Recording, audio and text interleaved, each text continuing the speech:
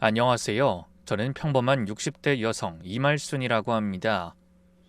경남에서 35년째 작은 분식집을 하고 있는 과부예요. 남편은 8년 전에 먼저 하늘나라로 갔고 저는 아들 하나 키우면서 그럭저럭 살아왔습니다. 대단한 재산은 없지만 남편이 남겨준 낡은 2층 건물 하나만이 노후를 든든히 해줬습니다. 굴곡 없는 인생이 어디 있겠냐마는 전 그 중에서도 정말로 평탄한 삶을 산 사람입니다. 정말로 그냥 평범한 삶이었어요. 아침 6시에 일어나서 분식집 문 열고 밤 10시에 닫고 35년 동안 하루도 빠짐없이 그렇게 살았습니다. 단골 손님들이 떡볶이 맛있다고 해주시면 그게 그렇게 뿌듯할 수가 없었어요.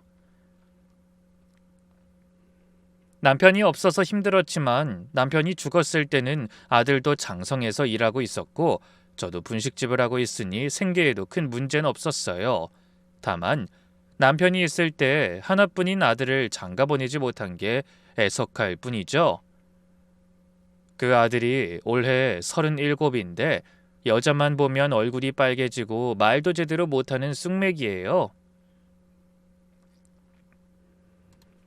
맞선을 수십 번 봤는데 전부 실패했고 저는 이 아들 결혼 못 시키고 죽는 건가 싶어 매일 한숨만 쉬고 살았습니다.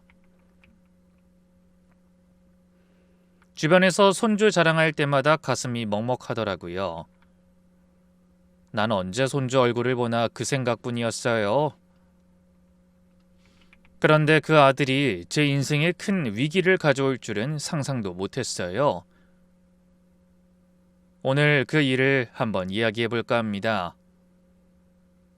제 아들 준혁이는 어릴 때부터 내성적이었어요. 유치원 때도 혼자 구석에서 블록 쌓으면서 놀고 초등학교 때도 친구가 별로 없었습니다. 선생님이 학부모 상담 때마다 그러셨어요. 어머니, 준혁이가 너무 소극적이에요. 친구들이랑 어울리게 좀 해주세요. 그래서 태권도도 보내보고 축구 교실도 보내봤는데 소용없었어요. 그냥 타고난 성격이더라고요. 특히 여자아이들 앞에서는 아예 입을 다물어 버렸습니다. 중학교 때 같은 반 여자애가 지우개 빌려달라고 했는데 그것도 못하고 얼굴만 빨개져서 도망갔다고 하더라고요. 고등학교 때는 짝이 여자애였는데 1년 내내 한마디도 못하고 지냈대요. 대학 때도 미팅 한 번 안 나가고 졸업했고 취직하고 나서도 마찬가지였습니다. 제가 얼마나 답답했으면 아들을 결혼정보회사에 제 손으로 직접 등록시켰어요. 매달 가입비만 몇십만 원씩 나가는데 만나는 여자마다 한 번 보고 연락이 끊겼습니다. 한 번은 결혼정보회사 직원이 저한테 전화했어요. 어머님, 아드님이 여자분 앞에서 너무 말씀을 안 하셔서요. 좀 연습을 시키셔야 할 것 같아요. 연습이요? 네, 거울 보고 대화 연습이라도요. 이러시면 매칭이 어려워요. 아이, 저한테 이야기할 게 아니라 아들한테 이야기해야지 제가 뭘 알겠어요. 이야기를 이미 드렸는데 안 돼서 이렇게 부득이 연락을 드렸어요.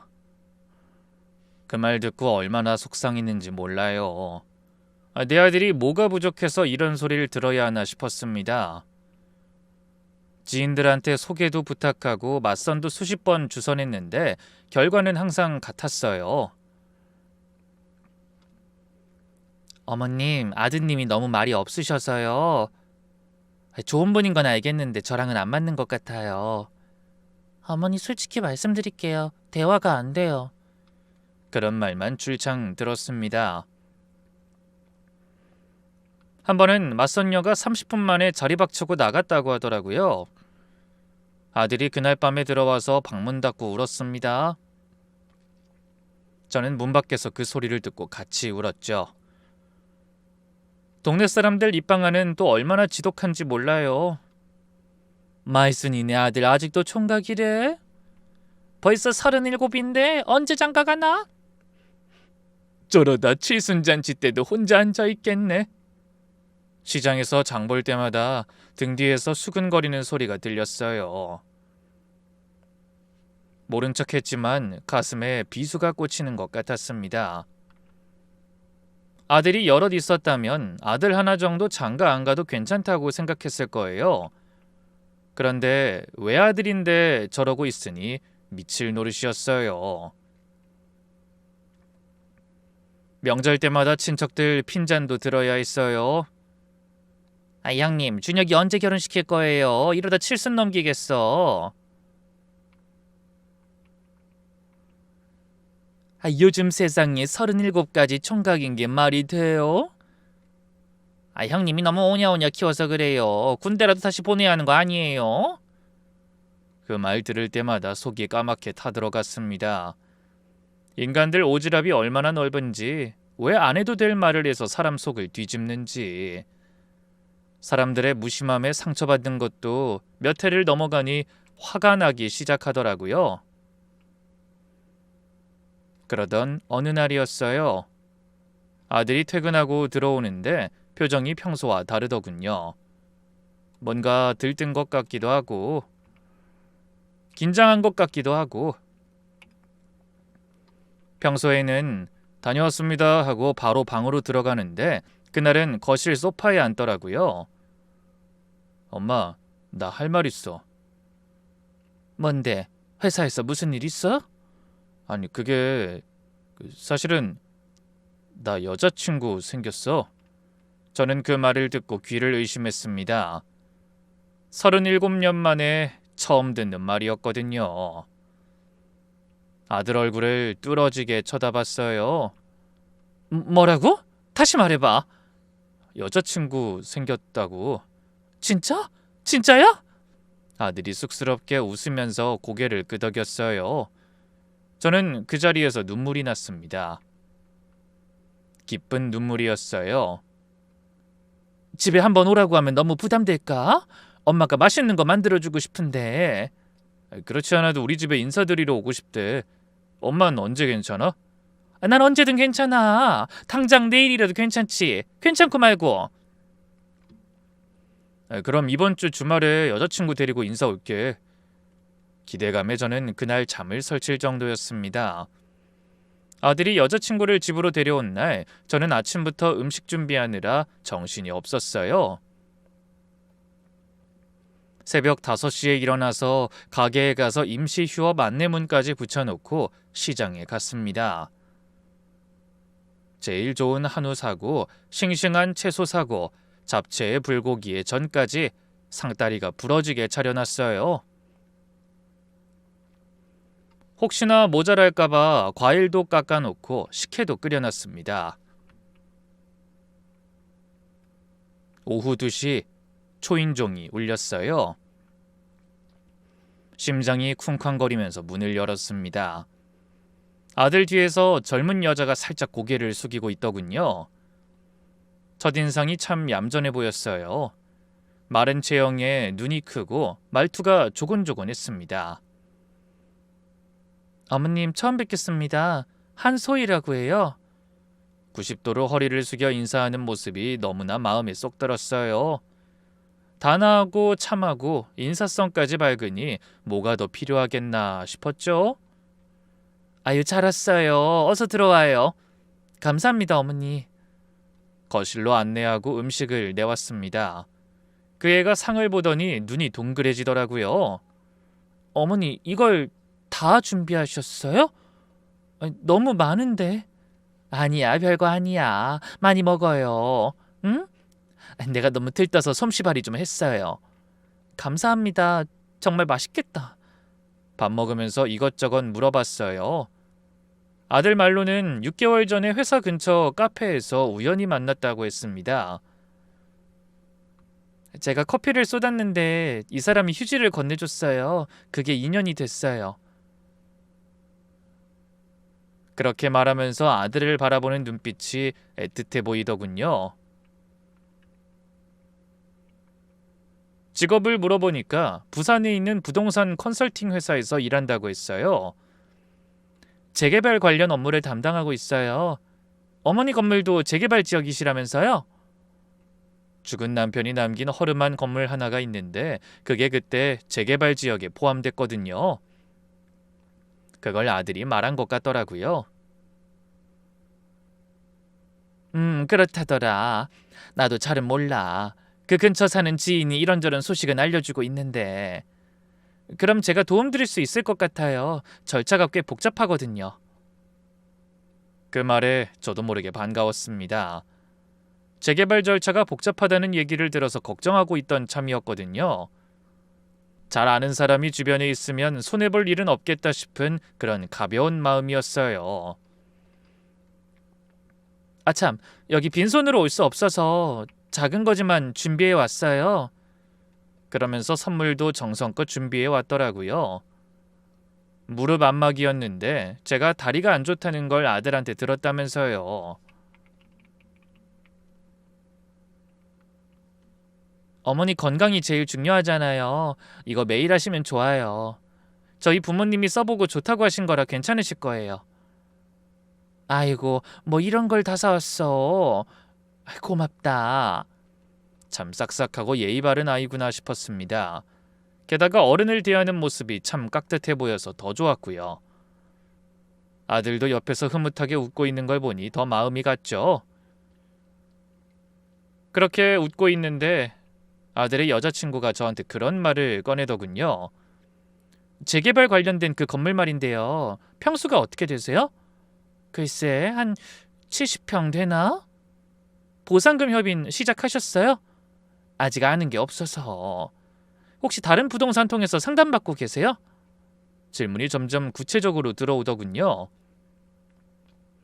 솔직히 아들 여자친구를 초대했는데 부동산에서 일하는 직원이 온 것 같은 느낌이 들 정도였어요. 그래도 그 애가 전문적으로 일하는 분야이니 관심이 있겠거니 하는 마음으로 하나하나 답해줬는데 너무 그 이야기만 해서 제가 되물었어요. 근데 그건 왜 물어? 아, 그냥 제 직업이 직업이다 보니까요. 도움 드리려고요. 제가 하게 해주세요. 네? 위임장 하나만 있으면 아유 그건 언제 될지 모른다고 했어. 그 이야긴 그만하고 음식이나 먹어. 그런 거 신경 쓰지 말고. 응? 제가 그렇게 이야기했는데 그의 표정이 살짝 굳어지더군요. 하지만 금방 웃으면서 다른 얘기로 넘어갔어요. 저는 그게 좀 이상했지만 직업이 직업이니까 관심이 많은 건가 싶어서 대수롭지 않게 넘겼습니다. 지금 생각하면 그때부터 뭔가 이상했던 거예요. 그렇게 첫 만남이 지나가고 저는 1년 정도만 별 문제 없이 잘 사귀면 결혼까지도 가겠구나 하는 생각을 하고 있었어요. 그런데 첫 만남 일주일 뒤에 다시 한번 두 사람이 저희 집을 찾아왔어요. 첫 만남에서 헤어지기 전에 자주 집에 와도 된다고 말했던 터라 이번에도 인사하러 왔다고 생각했는데 뭔가 두 사람의 분위기가 심상치 않더군요. 아들은 계속 밝은 표정으로 안절부절 못하고 있었고 그 애는 뭔가 할 말이 있는 표정이었습니다. 엄마, 우리 잠깐 얘기 좀 해도 돼? 그래, 앉아. 소파에 나란히 앉더니 한참을 망설이더라고요. 아들이 자꾸 그의 눈치를 보고 그 애는 입술만 달싹거리고 뭔데? 무슨 일 있어? 왜 이렇게 말을 못해? 아들의 여자친구가 드디어 입을 열었습니다.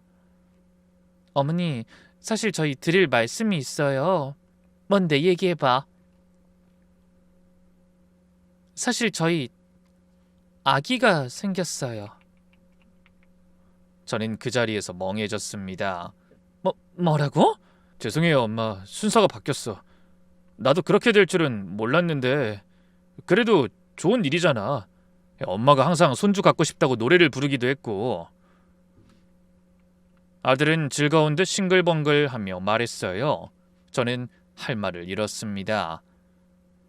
한참을 아무 말 못하고 앉아 있었어요. 너무 빨랐거든요. 아들이 그 여자를 사귄 지 3달 만에 집에 데려왔는데 벌써 임신이라니.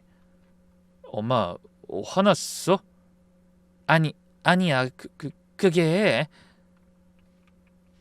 복잡한 감정이 한꺼번에 밀려왔습니다.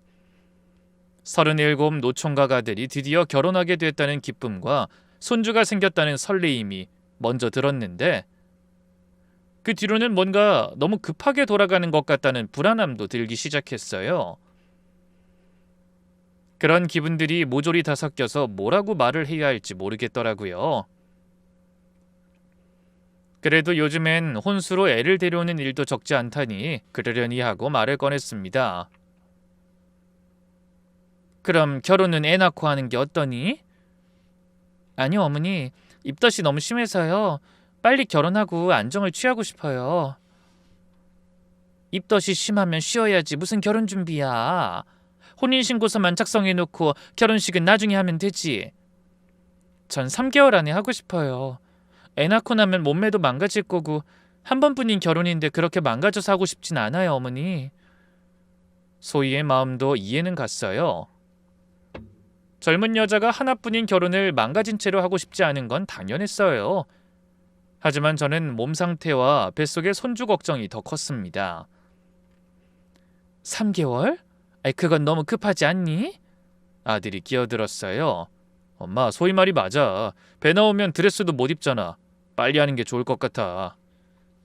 그 애가 아들 손을 꼭 잡더니 눈물을 글썽이더라고요. 저도 알아요, 급한 거. 근데 이 아이가 너무 소중해서요. 빨리 안정된 환경에서 키우고 싶어요. 부모가 결혼한 상태에서 태어나게 해주고 싶어요. 아유, 그래도... 어머니, 저 진짜 준혁 오빠 사랑해요. 그냥 빨리 가족이 되고 싶어요. 그 모습에 저도 마음이 약해졌습니다. 눈물까지 글썽이는데 어떻게 안 된다고 하겠어요? 아들은 완전히 들떠 있었어요. 엄마, 나도 빨리 결혼식 올리고 싶어. 결혼해서 아빠가 되고 싶고. 준혁아, 그래도 엄마 생각엔 나 37년 만에 처음이야, 이런 거. 제발 반대하지 마요. 평생 연애 한 번 못하던 아들이 처음 보여주는 행복한 표정. 저는 차마 제동을 걸 수가 없었습니다.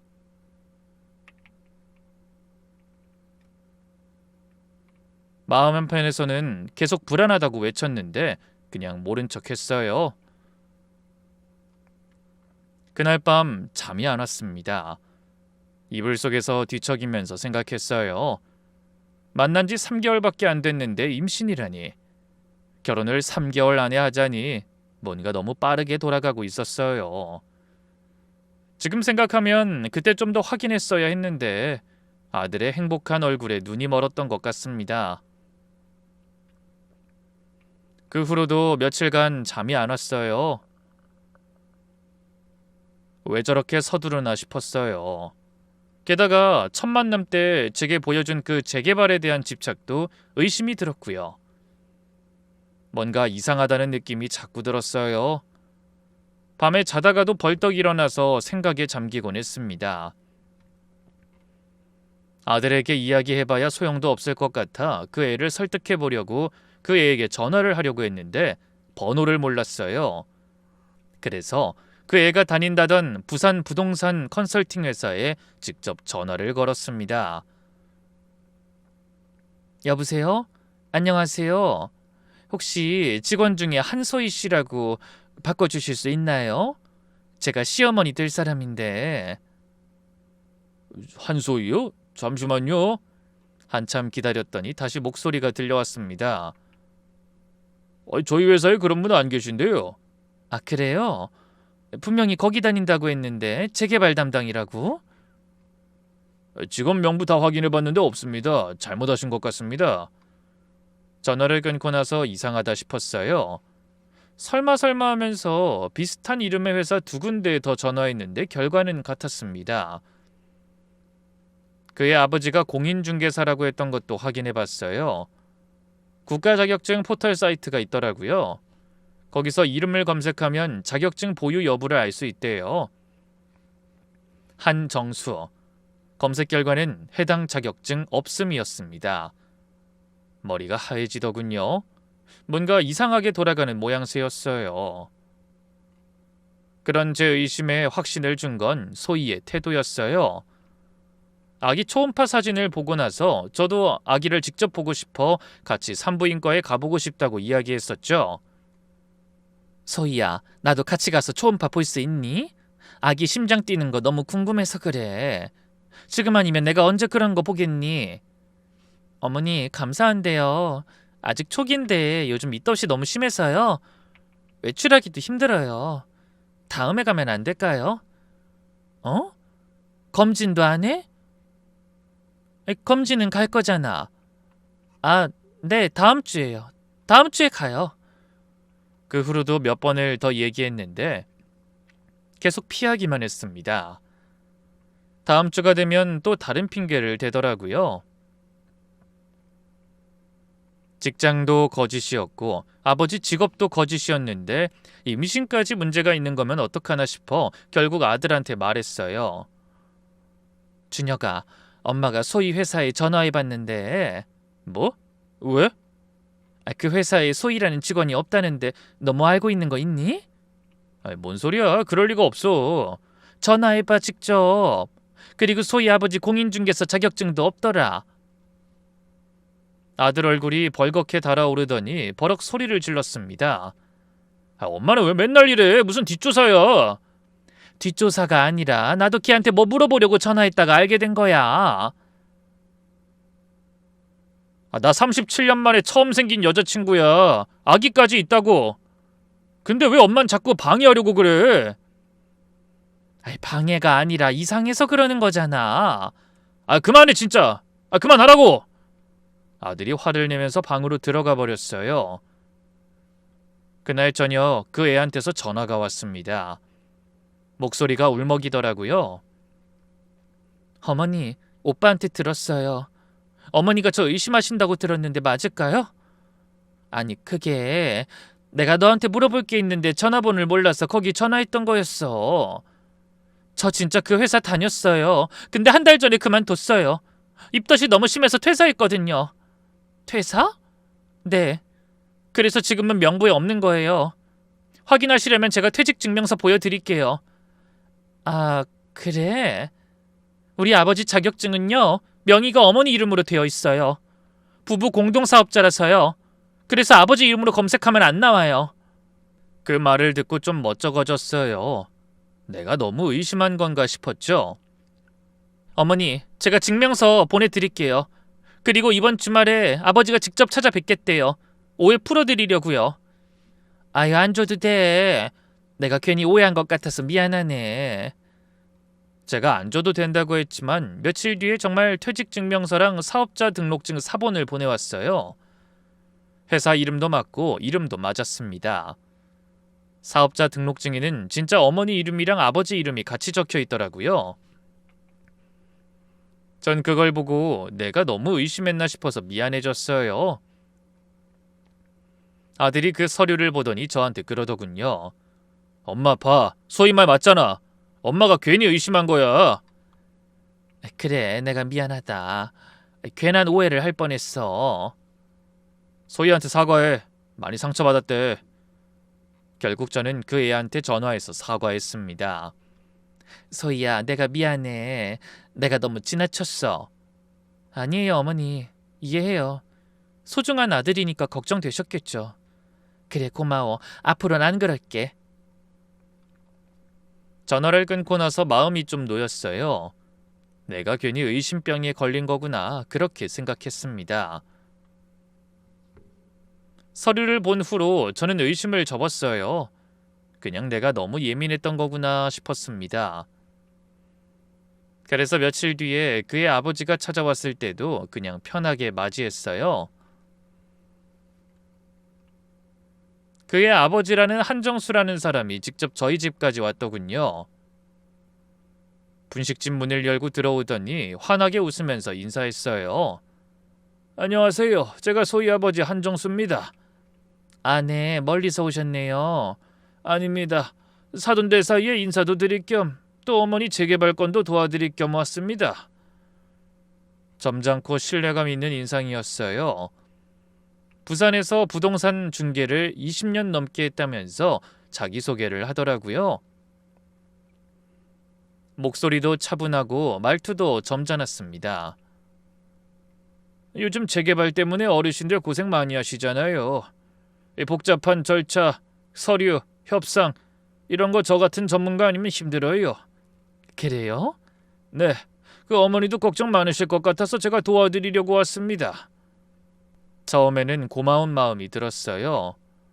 이렇게 사돈될 사람이 먼저 나서서 도와주겠다는데 거부할 이유가 없잖아요.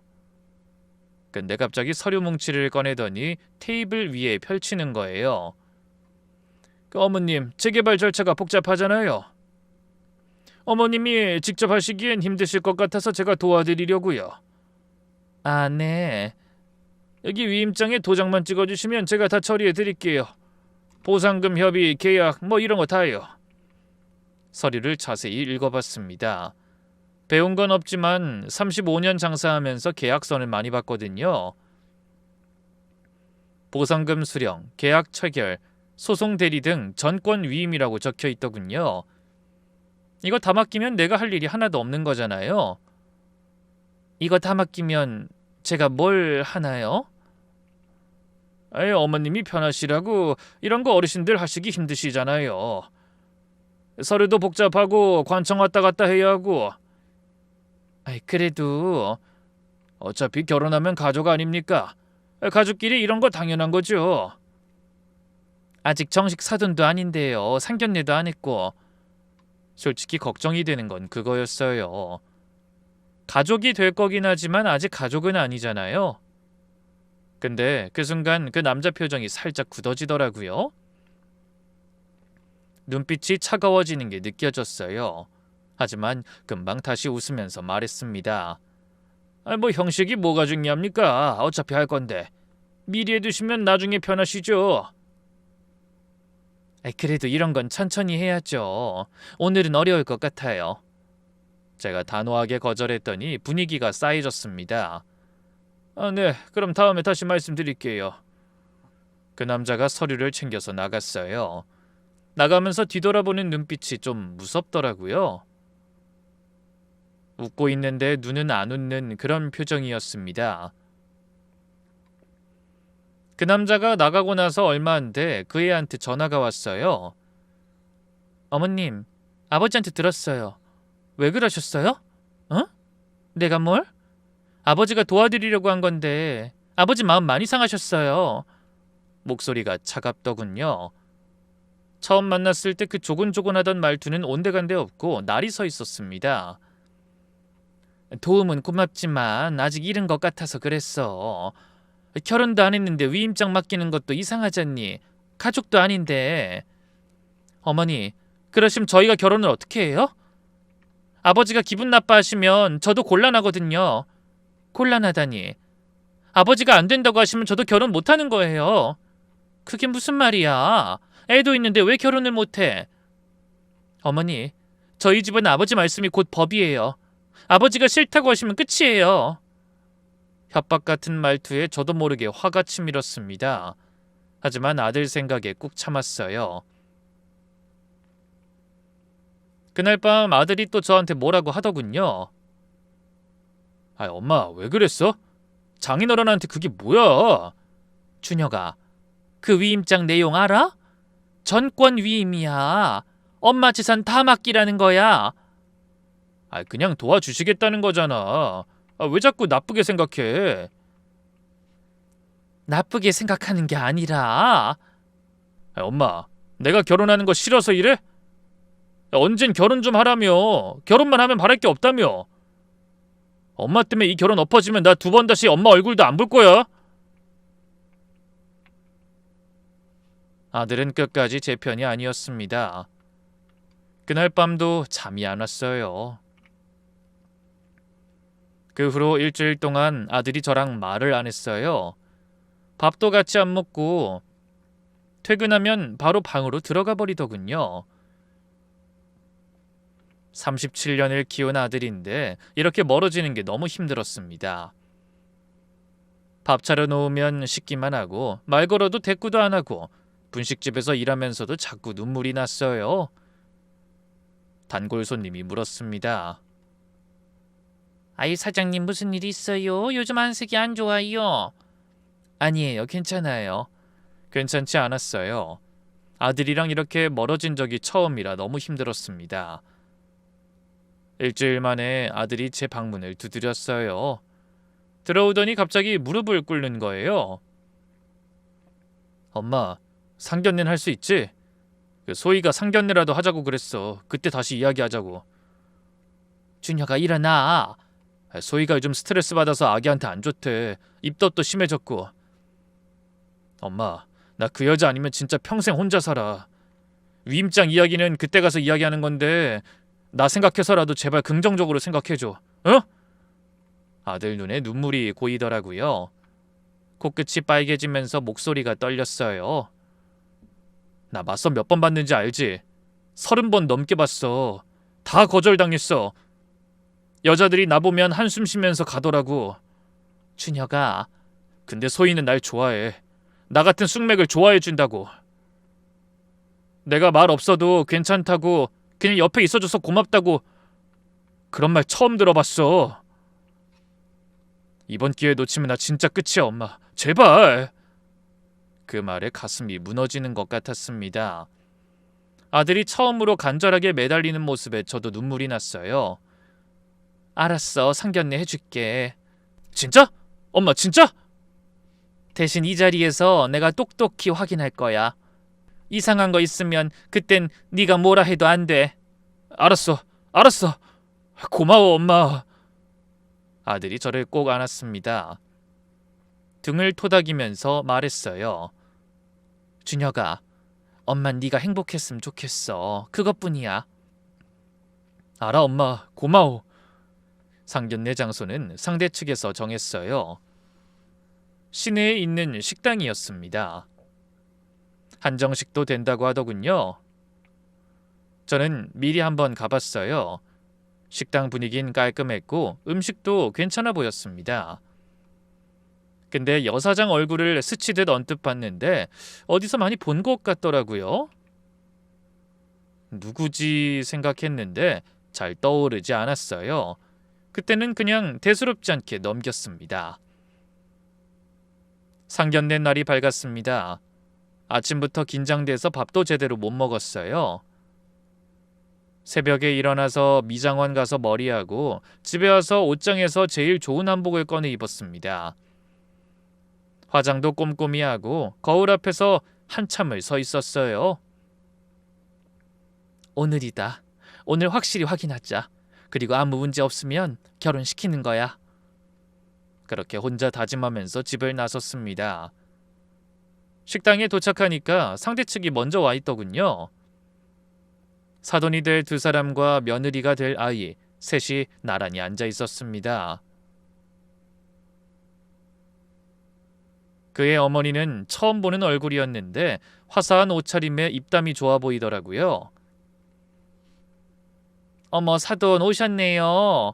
어머나, 너무 젊으시다. 안녕하세요. 한복이 너무 잘 어울리셔요. 아우, 역시 품위가 있으시네. 아이고, 아닙니다. 우리 소희가 복 받았어요. 이렇게 멋진 시어머니를 모시게 됐으니.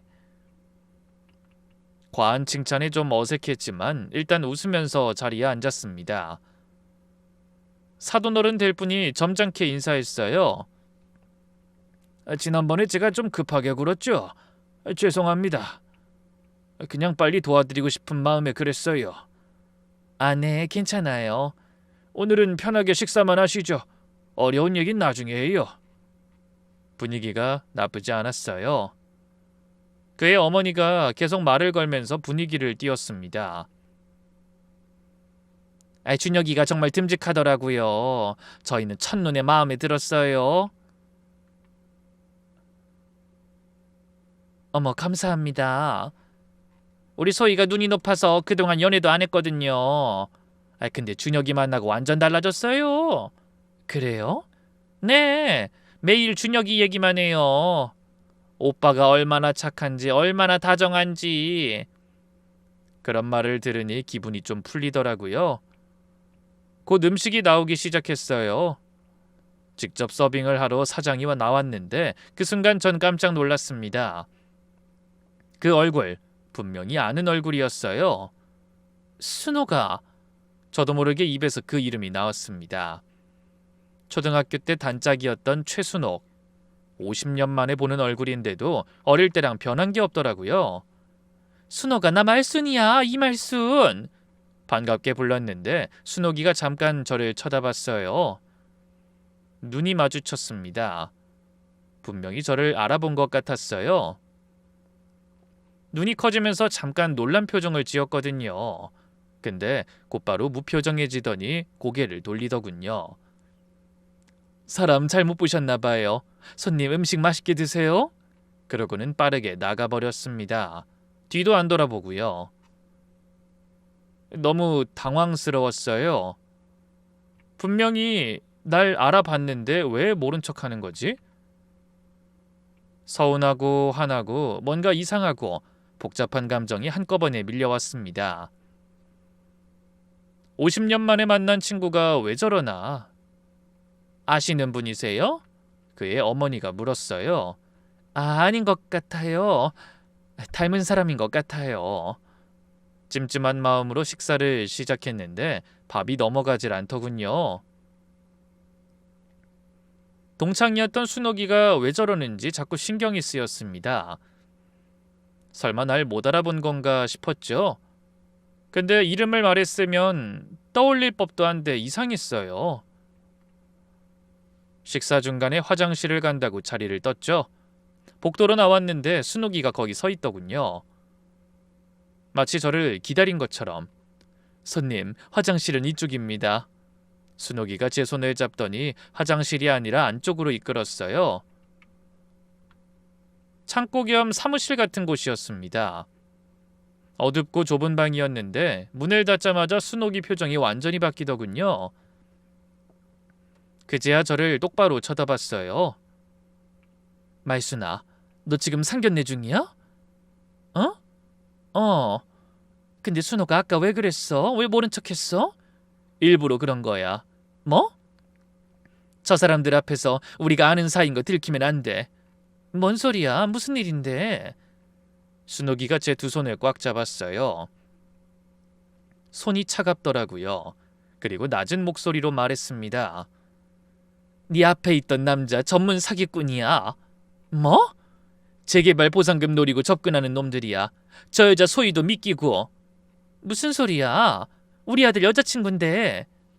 저는 무슨 이야기인가 싶어 어리둥절했어요. 그런데 순옥이 표정이 너무 필사적이었어요. 결혼 사기야 말순아. 저녀는 상습범이라고. 그 말에 머리가 하얘지는 것 같았습니다. 다리에 힘이 풀리면서 휘청거렸어요. 순옥이가 저를 부축했습니다. 그걸 네가 어떻게 알아? 순옥이 눈에 눈물이 고이더군요. 입술이 떨리면서 겨우 말을 이었습니다. 4년 전에 우리 엄마랑 늦둥이 동생이 저놈들한테 당했어. 뭐? 엄마 전 재산 5억 날리고 지금 요양병원이야. 치매가 더 심해져서 나도 못 알아봐. 저는 그 자리에서 주저앉을 뻔했어요. 순옥이가 저를 안아주면서 말했습니다. 말순아 정신 차려. 아직 안 끝났어. 네가 막을 수 있어. 순옥이가 4년 전 일을 털어놓기 시작했어요. 목소리가 계속 떨렸습니다. 우리 친정엄마가 그때 80세였어. 재개발 지역에 조그만 주택 하나 있었고. 저놈들이 어떻게 접근했는지 알아? 우리 막내 남동생 통해서 전현이 먼저 접근했어. 네 동생한테? 우리 동생도 늦게까지 총각이었거든. 40 넘어서도 결혼 못하고 있었어. 순옥이 목소리가 더 떨렸습니다. 전현이 동생한테 작업 걸었어. 몇 달 사귀다가 임신했다고 하더라고. 임신? 너희는 임신 이야기 안 해? 소름이 돋았어요. 그래서 급하게 결혼 추진했지. 근데 동시에 전현 아버지란 놈이 우리 엄마한테 접근한 거야. 어떻게? 사돈 네 사람인데 재개발 도와드리겠다면서 매일같이 찾아와서 선물 주고 즐겁게 해줘서 결국 우리 엄마가 저 인간들한테 넘어가서 위임장에 도장을 찍었거든. 저는 소름이 돋았어요. 나한테도 똑같이 했던 거잖아요. 똑같은 수법이었어요. 보상금 5억 중에 4억을 가로챘어. 서류 위조하고 엄마 몰래 계약하고 그러고 나서 파혼했어. 파혼? 임신 거짓말이었어. 애초에 임신한 적도 없었고. 세상에. 그제야 한소희가 산부인과에 가자는 제 말에 왜 거절했는지 알겠더군요. 임신을 안 했으니 갈 수가 없었던 거죠. 우리 동생이 그 충격에. 순옥이가 말을 잇지 못하고 울었어요. 한참을 울다가 겨우 말을 이었습니다. 지금도 정신과 다니고 있어. 사회생활도 못해. 집에만 있어. 저는 너무 놀라 아무 말도 못했습니다. 파혼을 했다는 걸 보니 혼인신고서를 작성하지 않았던 모양이었어요. 그러자 그때 생각이 나더군요. 혼인신고 먼저 하고 결혼은 나중에 하자던 제 말에 무조건 결혼식 먼저 해야 한다던 그 애가요. 결혼을 해도 혼인신고를 안 하면 사실혼일 뿐이니까 이혼도 필요 없고 파혼인 거죠. 우리 엄만 그 충격에 치매가 확 심해져서 요양병원 갔어. 나도 못 알아봐 이제. 딸이 면회 가도 누구세요 그래? 저는 순옥이를 꼭 안아줬어요. 너무나 놀랍고 무서웠거든요. 저도 다른 사람의 온기가 필요할 정도로 소름이 돋았으니까요. 고소는 안 했어? 했지. 근데 증거 불충분이래. 위임장에 엄마 도장 찍혀 있으니까 합법적인 계약이래. 민사 문제라고 떠넘기고 경찰이 제대로 안 해. 그래서 네가 명태하고 여기서 식당 차렸어. 저놈들 추적하려고. 이 근처에서 장사하면 언젠가 또 걸릴 줄 알았어. 피해자가 많아? 다 합쳐서 네 가구야. 내가 조사한 것만 그 정도라고. 순옥이가 제 손을 다시 잡았어요. 근데 오늘 네 아들이 저기 전 연놈들이랑 같이 들어오는 거 보고 심장이 멎는 줄 알았어. 하늘이 준 기회야 말쓰나. 이번엔 막아야 해. 내가 도와줄게. 순옥이가 봉투를 하나 건넸습니다. 안에는 한정수 전과 기록, 피해자 명단, 그 애의 과거 결혼 사기, 전력 3건이 다 들어있었어요. 사진도 있었습니다. 그 애가 다른 남자들이랑 찍은 약혼 사진들이었어요. 이거 다 증거야. 이번엔 놓치면 안 돼. 저는 그 서류들을 꼭 쥐었습니다. 저는 그 자료들을 가방에 넣고 마음을 가다듬었어요. 손이 떨렸지만 정신을 차렸습니다. 순호가 어떻게 해야 할까? 일단 아무렇지 않은 척해. 녹음부터 확보하고 결정적일 때 터뜨려. 알았어. 내가 밖에서 대기하고 있을게. 신호 주면 바로 들어갈 테니까 경찰도 미리 연락해 놓을게. 고마워 순호가. 고맙긴. 너까지 우리 엄마처럼 만들 순 없어서 그래. 핸드폰 녹음을 켜고 자리로 돌아갔습니다. 화장실 갔다 온다고 하고 15분이나 지났더군요. 사돈 오래 계셨네요. 속이 안 좋으세요? 그의 어머니가 물었어요. 네, 좀 생각할 게 있어서요. 무슨 생각이요? 걱정되는 일 있으세요? 전 일부러 미끼를 던졌어요. 최대한 자연스럽게 말했습니다. 사실 제가 요즘 건강이 안 좋아서요. 아이고, 어디 편찮으세요? 여기저기 쑤시고 그래요. 병원에서 검사해보라고 하는데 무섭더라고요. 어머나 큰일이네요. 그래서 생각해봤는데 보상금 나오면 준혁이 이름으로 해놓을까 해요. 제가 혹시 아프면 복잡하잖아요. 그 순간 한정수라는 남자 눈빛이 반짝거렸어요. 놓치지 않았습니다. 입꼬리가 살짝 올라가더라고요. 좋은 생각이시네요. 그 아드님 앞으로 해놓으시면 나중에 세금 문제도 편하고. 그래요? 네, 증여세 절세 효과도 있고요. 미리 해놓으시는 게 좋습니다. 근데 절차가 복잡하지 않을까요? 제가 도와드릴게요. 어차피 가족 되는 거 제가 처리해드리죠. 서류 준비부터 관청일까지 제가 다 해드릴게요. 그의 어머니도 거들었어요. 어머님, 그 소희가 아기 낳으면 양육비도 많이 드는데 빨리 정리하시는 게 좋아요. 그래요? 네, 요즘 아기 키우는데 돈이 얼마나 드는지 몰라요. 분유값, 기저귀값, 교육비. 준혁이 이름으로 해놓으시면 우리 소희가 관리해줄 수 있잖아요. 입이 떡 벌어졌어요. 정말 뻔뻔하더군요.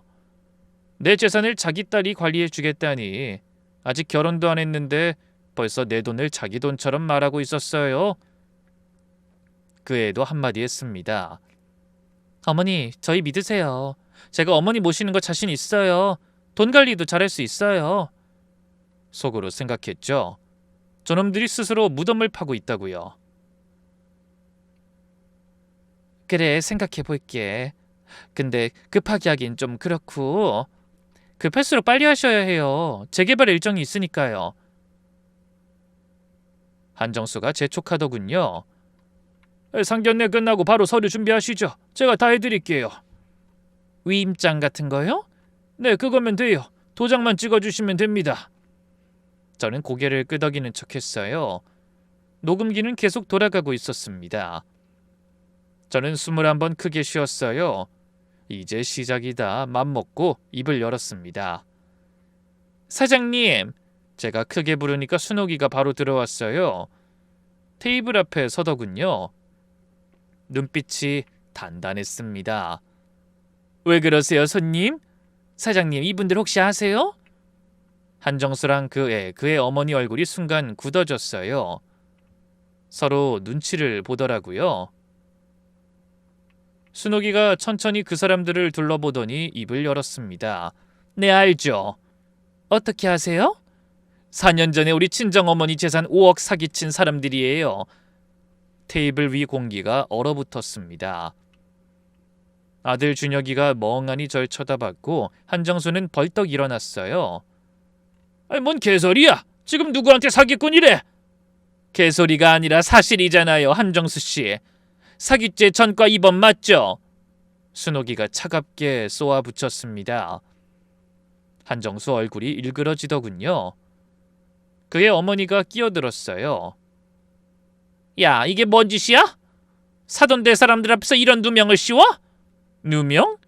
저는 가방에서 서류를 꺼내 테이블 위에 펼쳤어요. 이것도 누명이에요? 한정수 전과 기록이 맨 위에 있었습니다. 사기죄 2범, 각각 집행유예.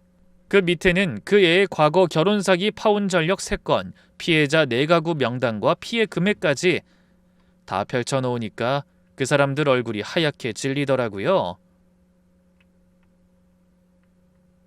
그 애는 입술이 파르르 떨리고 있었어요. 아들 준혁이가 떨리는 목소리로 물었죠. 엄마, 이게 뭐야? 내 결혼식 망치려고 지금 아무 말이나 막 하는 거지? 정신 차려. 넌 이걸 보고도 아직 그런 말이 나와? 아니, 무슨 소리야? 이해가 안 돼. 갑자기 이게 무슨 일인데? 저 여자가 전문 결혼 사기꾼이라잖아. 너한테만 그런 게 아니라 다른 남자 3명한테도 똑같이 했다고. 아들이 그 애를 쳐다봤어요. 소희야, 이게 사실이야? 아니지? 그 애가 갑자기 눈물을 뚝뚝 흘리면서 아들 손을 잡았어요. 오빠, 나 아니야. 오해야. 저 아줌마가 거짓말하는 거야. 나 진짜 오빠 사랑해. 뱃속에는 오빠 아이가 있다고. 아들이 흔들리는 게 보였어요. 전혀 눈물에 또 속으려고 하더라고요. 이것도 오해야?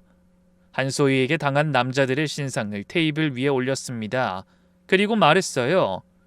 이 중에 아무나 영상통화 지금 해볼까? 그 사람들이 널 알아보는지 못 알아보는지. 한소희가 순간 아무 말도 못하고 입술만 잘근잘근 깨물더군요. 그때 한정수가 테이블을 쾅 치면서 소리를 지르더군요. 야, 이건 명예훼손이야. 고소할 거야. 당장 변호사 부를 거야. 저는 눈 하나 깜짝 안 하고 받아쳤습니다. 고소? 좋지. 나도 할 말 많아. 뭐? 근데 그 전에 이것 좀 봐라. 이걸 보고도 네가 그런 말을 할 수 있나? 저는 마지막 카드를 꺼냈어요. 순옥이가 피해자들을 통해 입수한 문자 메시지 기록이었습니다. 그 애가 친구한테 보낸 메시지들이 기가 차더군요. 이번 남자 37살 노총각 숙맥이야. 엄마가 재개발 건물주래 9억짜리. 임신한 척하면 바로 넘어올 듯. 개꿀. 여자 손 한 번 못 잡아본 놈이라 조종 개쉬움. 아들 준혁이 얼굴이 일그러졌어요. 손이 부들부들 떨리더군요. 소희야, 임신도 거짓말이었어? 그 애가 당황해서 말을 더듬었어요. 그건 아니야. 근데 유산됐어, 어제. 어제? 어느 병원이니? 가서 진료 기록부터 볼까? 제가 쏘아붙였더니 그 애가 입을 다물어 버렸어요. 그의 어머니가 대신 나섰습니다. 야, 이 늙은 것이 증거가 뭔 증거야? 다 조작한 거 아니야? 조작? 피해자인 그 사람들이 다 조작이야? 어? 어디서 말이 안 되는 소리 씹으려? 뭐? 이 할망구가 노망난낱 분식집이라는 주제 감히 우리를 모함해? 분식집? 그래, 나 분식집 한다. 그것도 35년 동안 성실하게 했어. 너희 같은 정신 나간 사기꾼들이랑은 차원이 달라. 내가 맞는 말 하는데 뭐 어쩔 거야? 뭐야, 이 미친년이? 그의 어머니가 소리 지르면서 저한테 달려들려고 하더군요. 순옥이가 막아섰어요. 손대면 폭행죄 추가야. 어디 한번 해봐. 그때 한소희가 갑자기 울음을 뚝 그치더니 비웃었어요. 완전히 다른 사람 같은 얼굴이었습니다. 지금까지 봤던 그 조곤조곤하고 순수한 표정은 온데간데 없고 싸늘한 눈빛이 되어 있더라고요. 아줌마, 증거 있으면 뭐해요? 경찰 가봤자 민사 문제일 건데. 뭐? 우리도 한두 번 해본 거 아니거든. 위임장에 도장만 안 찍으면 돼. 그럼 증거 없어. 솔직히 오늘 도장만 받았으면 끝났는데. 그년이 혀를 차면서 어이없는 말을 태연스럽게 하더군요. 아, 진짜 쓸데없이 의심 많아가지고 일 다 망쳤네. 뭐? 지금 뭐라고 했어? 반성은 못할 망정. 왜 사실인데? 솔직히 아줌마 아들 같은 쑥맥이 제일 쉬워. 여자가 조금만 관심 보이면 다 넘어오거든. 37년 동안 여자 손 한 번 못 잡아본 놈이 뭘 알아? 한 번 놀아주면 집에 있는 재산이며 가족까지 갖다 바칠 인간들이야. 아들 준혁이가 그 자리에서 무너지더군요. 저는 피가 거꾸로 솟는 것 같았어요. 분노로 몸이 떨렸습니다. 니년이 사람이야? 이 정신 나간 년이 지금 누구한테 그딴 막말을 짓거려? 80 넘은 노인네 속여서 없던 병도 걸리게 만들고 그 아들 정신병원 보내놓고 이제 내 아들까지 속여 먹으려고? 더러운 쓰레기 같은 인간들아! 아이 시끄러! 증거 없으면 끝이야. 어디 한번 고소해봐. 한정수가 소리 질렀어요. 그래, 고소한다. 근데 그 전에 너희 얼굴 세상에 다 알려줄 거야. 뭐? 유튜브에 뉴스에 동네방네 다 소문낼 거야. 이 동네에서 너희가 다시는 사기 못 치게. 이 미친년이! 한정수가 테이블을 엎으려고 하는 순간 식당 문이 열리면서 경찰이 들어왔어요. 순옥이가 미리 신고해둔 거였습니다. 신고받고 왔습니다. 경찰이 들어오자 한정수 가족 얼굴이 사색이 되더군요. 그의 어머니가 갑자기 태도를 바꿨어요. 아이고, 경찰 아저씨, 오해예요. 우리가 무슨 사기꾼이에요. 그냥 상견례하다가 말다툼이 생긴 거예요. 하지만 소용없었습니다. 순옥이가 준비한 증거가 너무 많았거든요. 경찰이 현장을 정리하기 시작했어요. 그리고 경찰서로 모두 향했습니다. 저도 아들도 참고인 조사를 위해 가야 했죠. 그리고 순옥이가 미리 연락해둔 피해자들도 하나둘 도착하더군요. 한 분은 70대 할머니였어요. 지팡이를 짚고 힘겹게 들어오셨는데 한정수를 보자마자 손가락으로 가리키셨어요. 저놈이야. 저놈이 내 땅 빼앗아갔어. 할머니, 진정하세요. 손자 학비도 못 대주고 병원비도 못 내. 다 저놈 때문이야. 아직도 난 폐지를 줍고 다녀. 돈이 없어서. 할머니가 울면서 소리 지르시더군요. 보는 사람들 마음이 다 아플 정도였어요. 참, 이 사기꾼들이 나쁜 게요. 꼭 없는 사람들 등쳐먹는다는 점이었어요. 평생을 호사스럽게 살지 못하고 고생만 해온 어른들을 저렇게 속이고 싶을까요? 그리고 곧 순옥이 남동생도 경찰서에 왔어요. 얼굴이 많이 수척해 보이더군요. 눈에 생기가 없었어요. 저 여자가 임신했다고 해서 저도 결혼하려 했습니다. 근데 다 거짓말이었어요. 저는 그때 정말 죽어버리고 싶었어요. 엄마한테 폐만 끼치고 제가 살아 뭐하나, 그런 생각만 들고. 한정수 가족은 그런 상황에도 뻔뻔하게 고개를 쳐들고는 누명이라고 우기더라고요. 경찰이 조사를 시작하면서 더 충격적인 사실이 드러났어요. 한정수 일당이 저한테 접근한 경위가 밝혀진 거예요.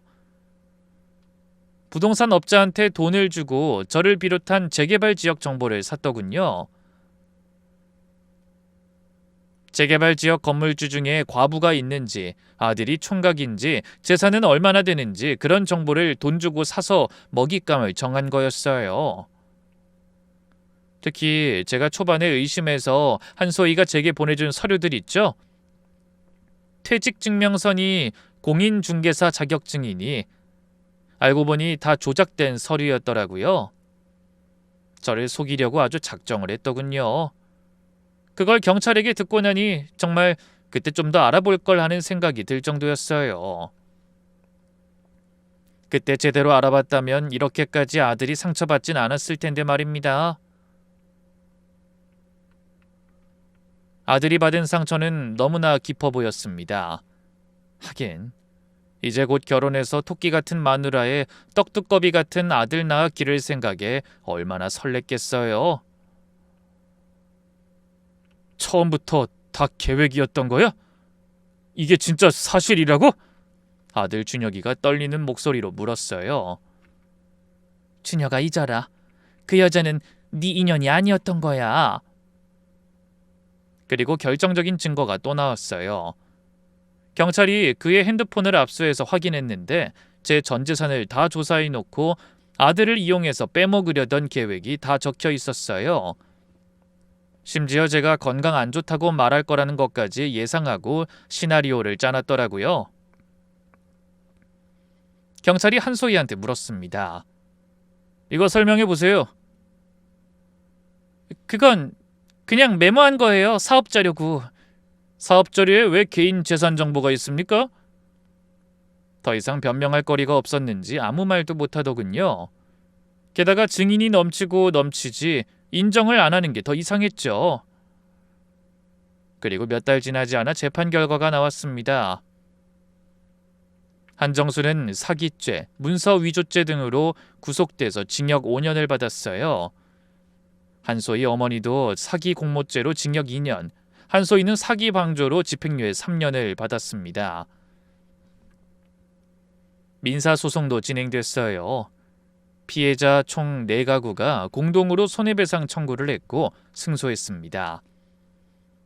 한정수 일가 재산 전부 압류돼서 피해자들한테 일부나마 배상이 됐어요.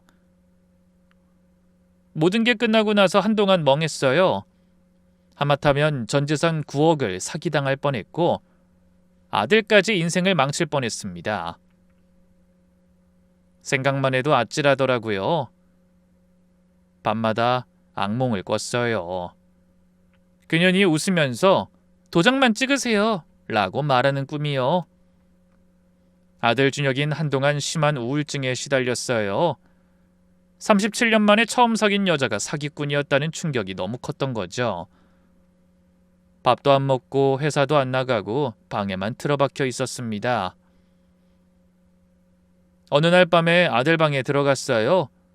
불도 안 켜고 침대에 누워 있더라고요. 준혁아, 밥 먹자. 아들, 이제 그만 엄마 걱정시키고 일어나. 엄마 너까지 이러면 무서워 안 돼. 응? 엄마, 내가 바보였어. 그게 뭔 소리니? 절대 그런 거 아니야. 아니야. 엄마 말 들을 걸. 처음부터 이상했다 했잖아. 내가 그때 그 말 들었으면. 네 잘못 아니야. 그놈들이 나쁜 거지. 아들이 울기 시작했어요. 저는 아들을 꼭 안아줬습니다. 괜찮아. 다 끝났고 아무 문제 없잖아. 엄마 미안해. 엄마한테 소리 지르고 의심한다고 화내고. 다 잊어. 지나간 일이야. 그렇게 아들을 품어주면서 함께 회복해 나갔습니다. 시간이 약이라고 6개월쯤 지나니까 아들도 조금씩 웃기 시작하더라고요. 순옥이한테는 평생 갚지 못할 은혜를 줬어요. 50년 만에 다시 만난 동창이 제 인생을 구해준 거잖아요. 순옥아 진짜 고마워. 네가 아니었으면 나 어떻게 됐을지 몰라. 말순아 그런 말 하지 마. 내가 고마워. 덕분에 우리 엄마 우리 동생 원수 갚은 거잖아. 너희 엄만 요즘 어떠시니? 여전히 요양병원이야. 근데 이번 일로 조금이나마 마음이 풀렸어. 저놈들 감옥 간 거 알려드렸더니 그날은 날 알아보시더라고. 정말? 순호가 하시면서 손잡으시더라. 그거 하나로 됐어. 지금도 매주 순옥이 식당에서 만나요. 맛있는 식사하면서 수다 떨고 옛날 이야기하고 50년 전 초등학교 시절로 돌아간 것 같아서 좋습니다. 재개발 보상금은 무사히 받았어요. 그 돈으로 아들 전세 얻어주고 나머진 제가 노후 자금으로 모아뒀습니다. 그리고 아들은 그 이후로 여자라면 학을 뗄 것처럼 굴더니 곧 괜찮은 여자를 만나 결혼하게 됐습니다. 진짜 며느리는 얼마나 착한지 몰라요. 제가 아플 때 직접 병원까지 데려다주고 명절마다 찾아와서 음식 준비 도와주고 처음 만났을 때 재산 얘기 같은 거 단 한마디도 안 하더라고요. 그냥 어머니 건강하세요 라고만 몇 번을 말했어요. 나쁜 여자한테 꼬여서 집안 망할 뻔했다가 얻은 복덩이 같은 며느리라 제가 참 아낍니다. 이 일을 겪으면서 배운 게 있어요. 처음에 의심났을 때 확실히 확인했으면 덜 고생했을 거예요. 가짜 서류에 속아서 의심을 풀었던 게 가장 큰 실수였습니다.